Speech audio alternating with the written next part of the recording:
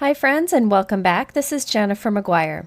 So a few days ago I showed how to easily create a pop-up inside of a card, and I will link to that video here in case you missed it.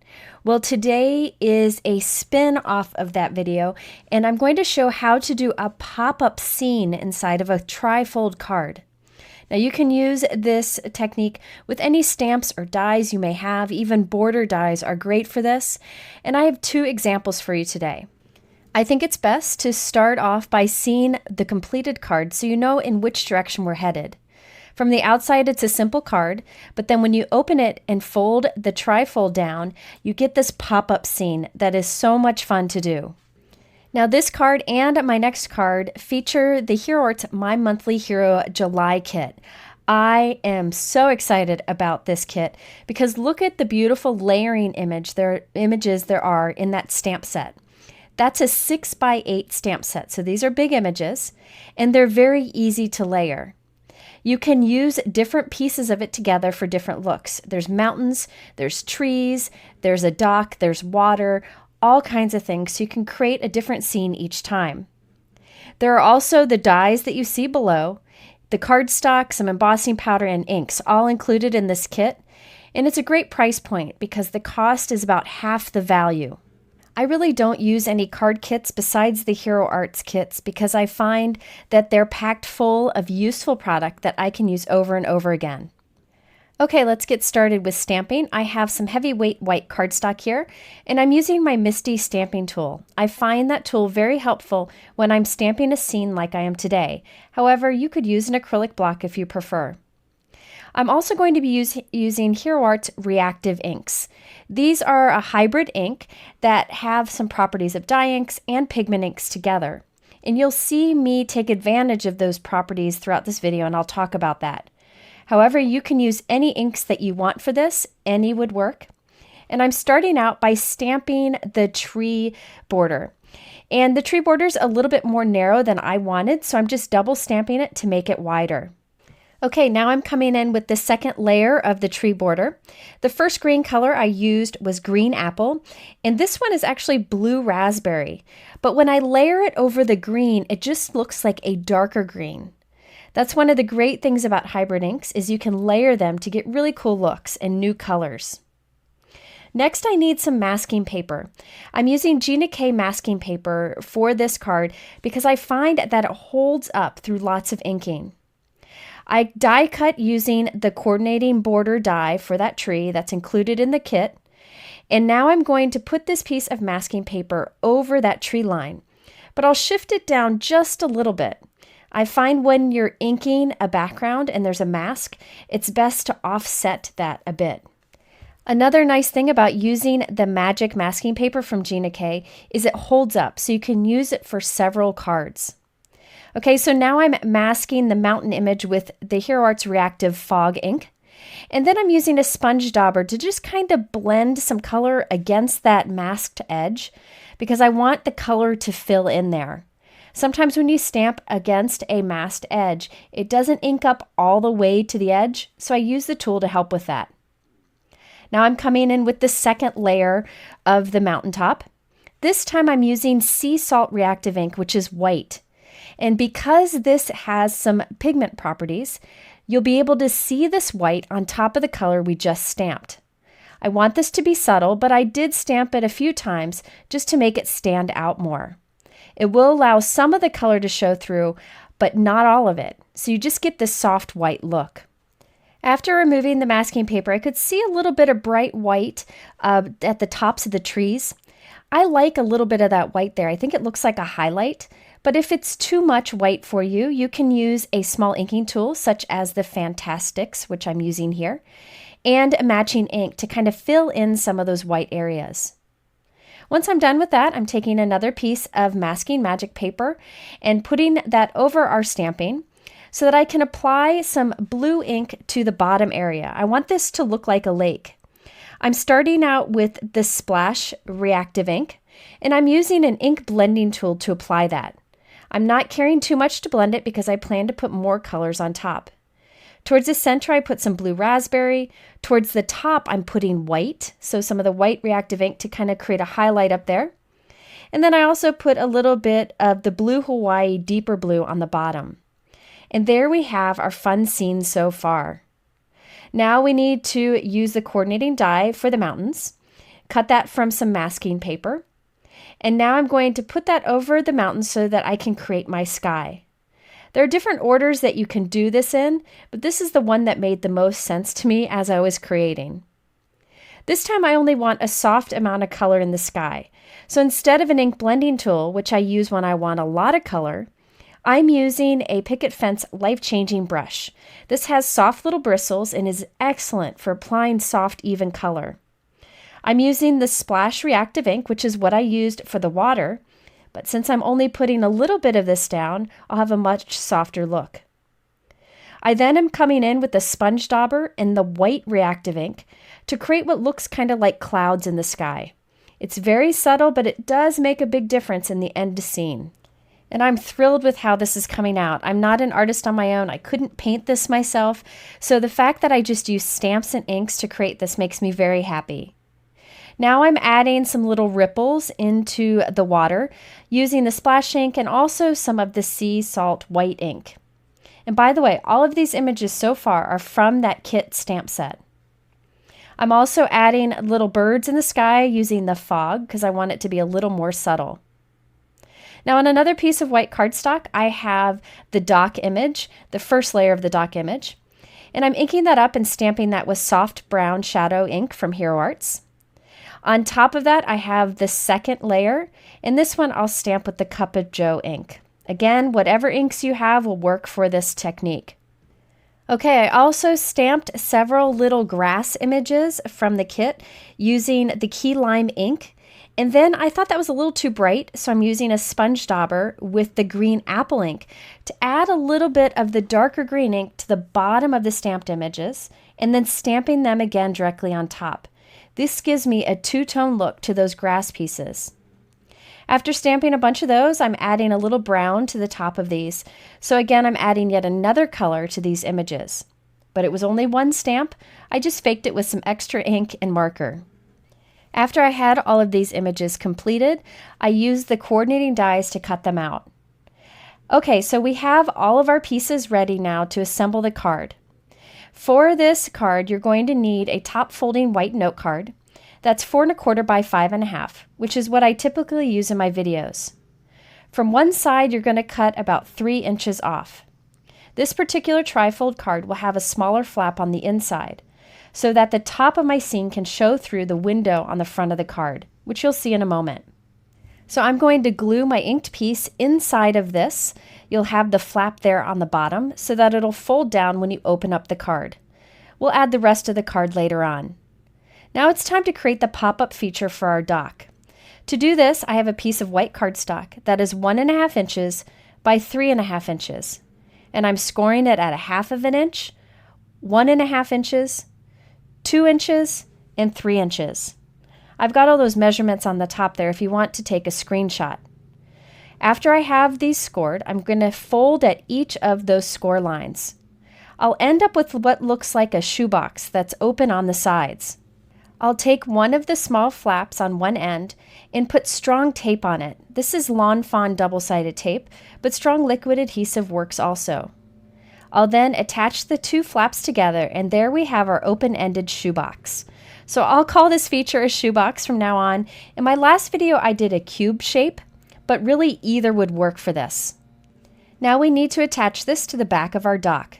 So I'm using some strong double-sided tape once again, putting it on one side of our shoebox, and I'll put this on the back bottom of the dock. So I'm putting it right on the back, making sure the bottom of the shoebox lines up with the bottom of the dock. Okay, now we're going to put some more strong adhesive on the other side of the shoebox and on the bottom of the shoebox. Again, I used double-sided tape, but you could use liquid adhesive. I decided to use a little bit of both just in case, since the tape didn't really cover that whole side, and I want this all to stay together nicely. Okay, so now I've got adhesive on the other side of the shoebox and the bottom, and we're going to put that into the crease of our trifold here. So I'll just press it in there, and I'm going to hold it there for a few minutes to dry. Okay, while that completely dries, I'm stamping this little boy and girl with StazOn Jet black ink onto a piece of acetate. I'm just using some thick acetate that I found from leftover packaging. I'm going to easily dry that just a little bit with my heat gun. I don't want to warp the acetate. After I'm sure the ink is dry, I'm using the coordinating dies and placing those right around our stamped images. Now I'm going to do partial die cutting with my die cut machine. Notice that the edge of the cutting plate has the feet hanging out. So only the top of the body will cut, and the feet that are hanging out the bottom of the cutting plate won't cut.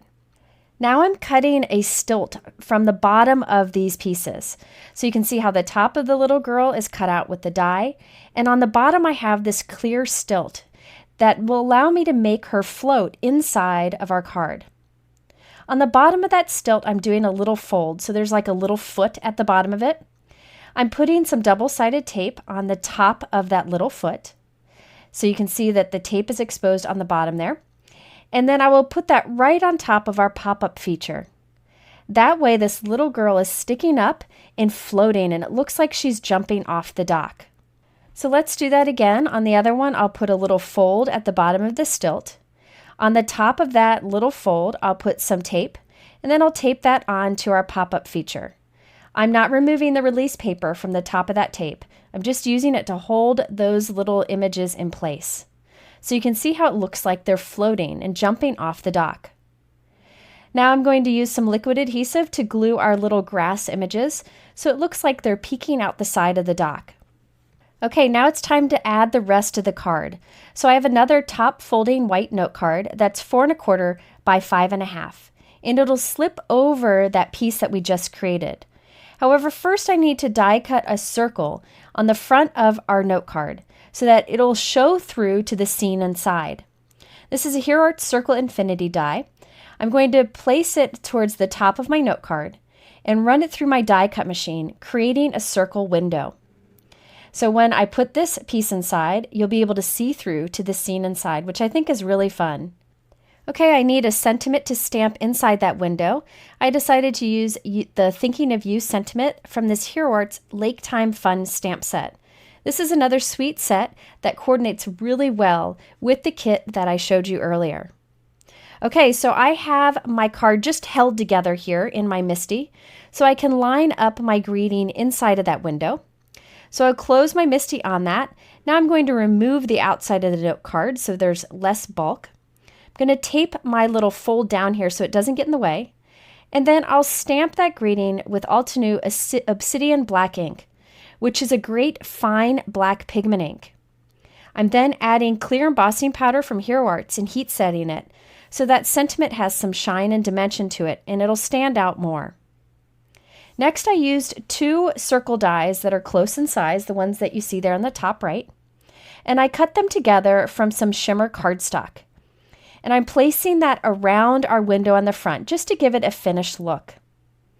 Okay, now we can assemble our card. I'm putting some strong adhesive on the inside flap, making sure to put quite a bit because we want this to stay put. Now I'm putting our inked piece on the inside and then closing the card around it. Okay, so now we've got our completed card. Wanted to show you it doesn't have too much bulk in our envelope here. When you take it out of the envelope, you can see the little scene at the top of the card. It looks simple from here, but you do have a little bit of shine to that sentiment thanks to the embossing. So now when you open up the card, there's a little flap that you pull down to show that fun dock scene with the kids jumping off. So you could do any scene that you want here, any border dies along the bottom. You can change up the size of the little pop-up feature that we created, and then you just write your little personal sentiment there on that bottom flap. I think this is a fun way to add a special surprise inside of your card. Okay, so now that we've done one card, let's do a second. This one will be a landscape card, and it'll be a full tri-fold design too. So let's look at the completed card. From the outside, it looks pretty simple. There's the first fold, and you can see the same scene. And then when you open it up, there's this cute scene with the bear. So this definitely has a surprise inside. And I did 2 layers of pop-up on this. Along with the Hero Arts July kit, I also used the new Hero Arts Camp in the Wild stamp set. I thought that bear was super cute, and I really like the message that says, "You're the berry best." Along with this, I used another Hero Arts stamp set that they've released to coordinate with the kit. This is the Hero Arts S'mores Bonfire stamp set. I really like the greeting that says, "I'm a happy camper when you're around," and you could use the little tent image with that. But for this card, I'm using the moon and the stars on the top. So let's start creating our pop-up borders. I went ahead and stamped the first layer of the trees with Hero Arts Field Greens ink. On top of that, I'm going to stamp the layer image with the Hero Arts Green Apple Reactive ink. Remember, this is a partially pigment ink, so that green will actually show up even though we're stamping on a darker color of ink. And you can see the fun layered look we get. I am making a wider card this time, so I do need to stamp the border twice in order to cover it, but it's easy to do. After cutting the top of that border, I'm using a sponge dauber and the Hero Arts Fog ink just to add some color. I don't like to leave that edge white, so this kind of covers it with color, and then I also added some on the bottom just to add a little depth to those trees. Next, I need a little border of green grass for our little bear to sit on. Instead of using colored cardstock, I just used white cardstock and heavily applied the green apple ink, and then added a little bit of darker color with the blue raspberry ink and an ink blending tool. I then cut that with my trimmer, and we have a little grassy hill to sit on. Now I wanted to make this look like it had some texture to it. So I have a microfiber cloth here. It's the one that I normally use to clean up my work surface and stamps. And I'm spraying it lightly with water. And I'm just lightly pressing that onto that ink. This ink reacts with water, and check it out, you get this soft texture to it because the bumps on the cloth and the water leave little dots on the inked background. After drying it, you can see the fun texture that we get. It really adds a lot to that grassy hill. Okay, so now I have our treetop piece. I forgot that I wanted that bottom to be solid green so that when you look above on the card, you don't see the white below. So I just put some green ink over it, and now I'm using an ink blending tool to spread it out, and we have that piece done. Okay, now for the sky piece, I started with 4 1/4 by 5.5 inch white cardstock, and I covered it heavily with Splash Reactive ink. Along one edge, I'm using an ink blending tool and the darker blue Hawaii ink to add a bit more color. And along the other end, I'll use an ink blending tool and the Thistle Reactive ink, just to add a little bit of purple to that edge. Just adding those extra colors helps to build the depth in the sky, but you could definitely use regular cardstock here if you just want a solid blue sky. Next, I have a side-folding white note card that's 4 1/4 by 5.5. I've opened it up upside down, and I'm filling that inside with some strong adhesive and adding our inked sky. So that flap there on the bottom is the flap that will fold down when you open the card. Next, I'm stamping some mountains that will be kind of off in the background. So I'm stamping this with the blue Hawaii ink, so it stands out just a little bit against that background. So I stamped the first layer twice to cover the width of the card. And then I came in with the second layer of the mountains and stamped that again with the sea salt ink. Now it's time to create the pop-up features for this card. This time I'm starting with a bigger piece of white cardstock that's 3.5 inches wide. It doesn't matter how tall. I'm scoring at 1/2 inch, 1.5 inches, 2 inches, and 3 inches. Then I'm going to cut that into 1-inch strips. So there are a few ways you can do these pop-up features, different sizes. You can play around with it. This one will be small little shoe boxes compared to ones I did earlier. So I fold along those score lines on each of these, and then I glue the end flaps together, and there we have our tiny little open-ended shoebox. I created a few extras so that I have them ready for future cards.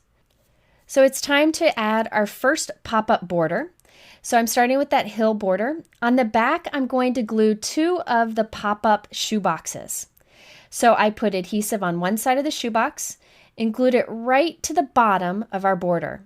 I'm actually going to do 2 pop-up features on the back of this border because I want it to pop up nicely and it's pretty long. So I'm putting another pop-up feature on the other one. You want to make sure the bottom of your shoebox lines up with the bottom of your border. Okay, now we're going to put some adhesive on the other side of the shoebox and on the bottom of the shoebox. This will allow us to glue this inside of our card up against the crease of the card. So I've got my card here and I'm pressing that right in there, and I'm going to hold that for a few minutes to let it dry. Now remember, on this particular card, I'm going to have 2 borders that pop up, and you can see that in the image here. So we have our grassy border piece. However, I cut it too short. I didn't want to redo it, so all I'm going to do is glue a piece of white cardstock on the bottom. It'll just look like a border under there, and that way I'm making this grassy border taller, and it'll cover more of our tree line that's popped up already. I'm going to create smaller pop-up features for this one. This time I'm starting with cardstock that's 2.5 inches wide. I'm scoring it at 1/2 inch, 1 inch, 1.5 inches, and 2 inches. So basically every 1/2 inch. I then am going to cut these to be a 1/2 inch wide, so I can cut a bunch of them at once. And again, I'm creating extras so that I can save them for future cards. As before, I'm just folding along the score lines and gluing the 2 end flaps together. This time we end up with a little cube, which is very similar to the last video that I did using this technique. And again, I've linked to that up here and below if you want to check that out. So now I'm putting glue on one side of the cube and putting it on the back of our little grassy hill. Remember to always put it right up against the bottom of your border. And I put 2, and this time I put them towards the center. Now I'm putting adhesive on the bottom of those cubes and on the back of the cubes. We're going to put this into our card, pressing it up to our hillside border. The reason I put these cubes in the center instead of the outside edge is we already have a lot of bulk on the outside edge because we put the pop-up features there for the last border. So this spreads the bulk out a bit. By the way, I've already white heat embossed my sentiment on that grassy border before I assembled it, and I added the little bear. Now I'm using my fingertip and the white reactive ink to create a little highlight in the sky, and then I'm gluing a moon right in the center. For the outside of our card, I have a 4 1/4 by 5.5 inch white note card, and I die cut a circle at the center. I again created a silver ring to glue around that just for a little finishing touch. In the inside of the card, I'm putting lots of liquid adhesive. Actually, not a lot, just spread it out pretty good. And then I glued the rest of my card on the inside, and I'll hold it there so that it has some time to dry. Off screen, I die cut a large circle and I inked and stamped on it using the same techniques and products that I used in this video. I then white heat embossed a thank you greeting on that and added a moon. And I'm gluing it on the inside trifold so that it shows through perfectly when the card is closed. So let's look at the completed card. When you take it out of the envelope, you see a very simple card design, just that little night scene showing through the center there. However, when you open the card, you see the trifold design, and when you open that flap, you've got the pop-up scene with the cute little bear sitting there. I think that's just such a fun surprise. And you have the 3 layers in that scene. You've got the mountains in the background, you've got the treetops, and you have the grassy hill. On that white part on the bottom, you can write your message. If you wanted to, you could extend the scene down there by extending the grass or the inking, but I like having the white on the bottom. So there you have a way to use a pop-up feature with the trifold card design. It's a great way to create a scene on the inside of your card. If you're interested in these products or anything I featured here today, they are linked below in my YouTube description. In the middle are a couple other videos for you to watch if you have some time. Thanks for spending this time with me. I hope you'll return again soon and have a wonderful week.